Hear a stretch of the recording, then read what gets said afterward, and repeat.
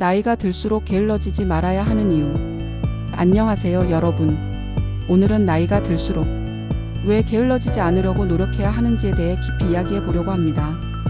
나이가 들면서 체력과 에너지가 감소하는 것은 자연스러운 일이지만 이를 핑계로 게으름에 빠지면 신체적, 정신적 건강은 물론 삶의 질 전반에 악영향을 미칠 수 있습니다. 게으름을 극복하고 활기차게 살아가는 이유와 방법을 하나씩 자세히 살펴보겠습니다. 1. 체력과 건강 유지. 나이가 들수록 신체의 자연스러운 노화 과정으로 인해 근육량, 관절의 유연성, 심혈관 기능이 저하됩니다. 하지만 게으름은 이러한 노화를 가속화하고 다양한 만성 질환을 유발할 수 있습니다. 게으름에 빠지면 활동량이 줄어들어 근육이 약화되고 대사 기능이 둔화되며 체중 증가와 함께 각종 건강 문제가 생길 가능성이 커집니다.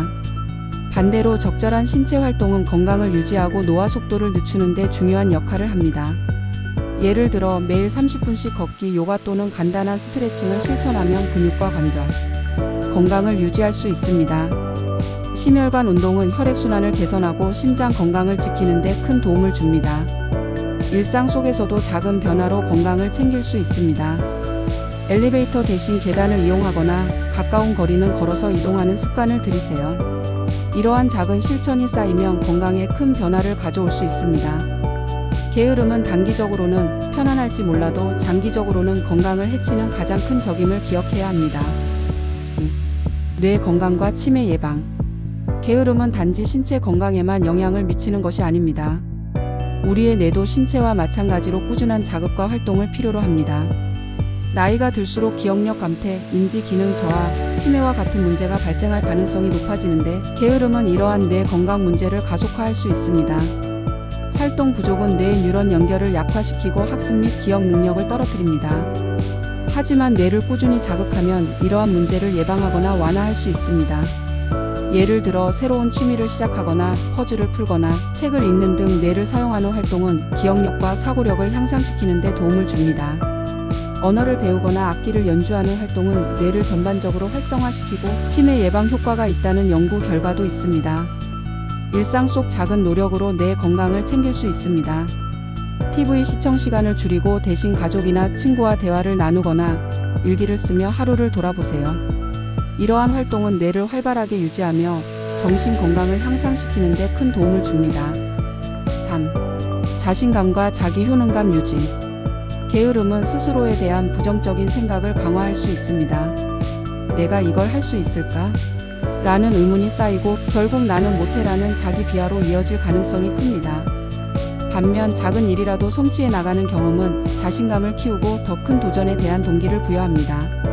예를 들어 아침에 일어나 하루의 일정을 계획하거나 간단한 집안일을 처리하는 작은 실천이 성취감을 불러올 수 있습니다. 하루를 정리하며 내가 오늘도 해냈구나라는 생각을 갖는 것만으로도 자기 효능감은 점점 커집니다. 이러한 긍정적인 경험은 더 큰 목표를 설정하고 달성하는 데 원동력이 됩니다. 스스로를 긍정적으로 바라보는 사람은 삶을 더욱 주도적으로 살아갑니다. 게으름을 이겨내고 매일 조금씩이라도 움직이며 자신감을 유지하세요.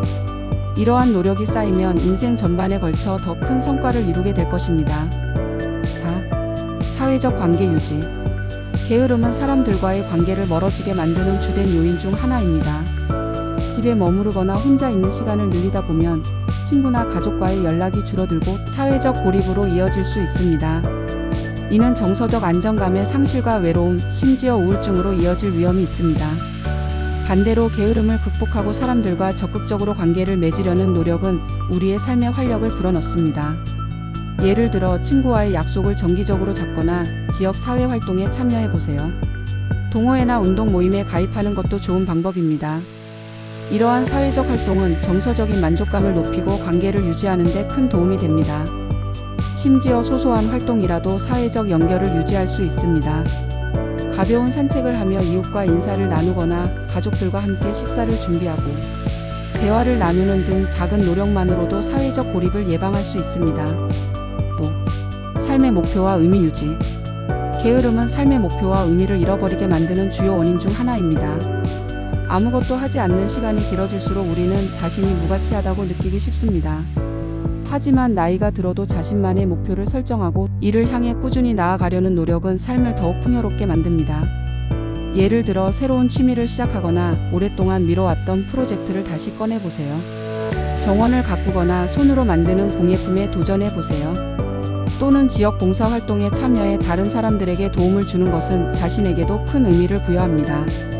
이러한 활동은 단순히 시간을 보내는 것을 넘어 스스로에게 나는 여전히 가치 있는 일을 하고 있다는 자부심을 느끼게 해줍니다.